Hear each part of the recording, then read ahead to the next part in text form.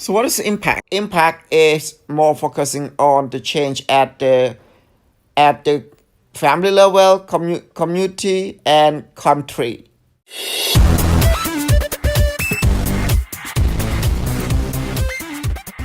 Are you looking for a video to improve your understanding on project monitoring and evaluation? To understand the differences between inputs, activities, outputs, outcomes, and impacts, this video will help you.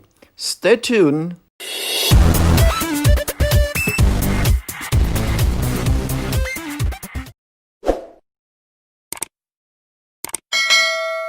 We already cover inputs, activities, outputs, and outcome. Now let's move to the last one, which is impacts. So what is impact?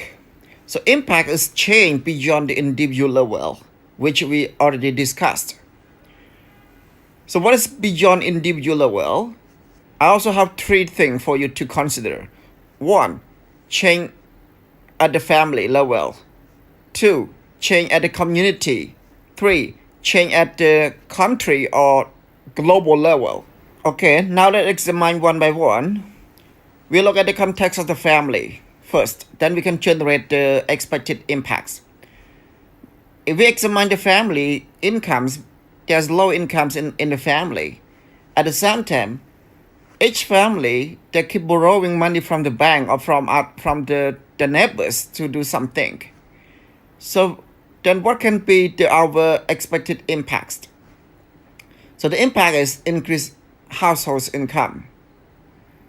And number two, absolutely will be decreased debt or borrowing. So this is our two examples that we can generate it as the impacts for the project based on the context that we have seen. So number two is the context in the community that we would like to see as well. If we look at that, we can see that there's a low enrollment rate in that community, a particular community that we would like to work with. Number two, there's low production after the agriculture. Last but not least, we look at the development in the community. There's slow development or low development there. Then the project intervention would like to have the impact is increased schooling rate. That's one impact. And the second is about improving the community development or have a better development in that community. Then we would like to see more production there or more rice production can be produced there and then exported. So this is the expected impacts that project would like to see by the end of the project in the community. Now move to the last one, which is at the country or global level. So now let's look at the context of the country, then generate the expected impact for the project.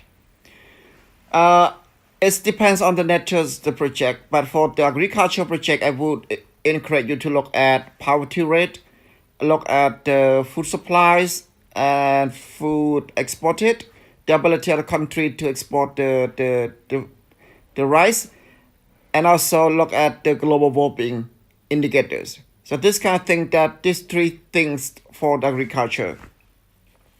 So then the expected impact that project would like to contribute is reduce the global heat. Just bear in mind, we are not using that directly reduce, but we said a contribution to reduce the global heat.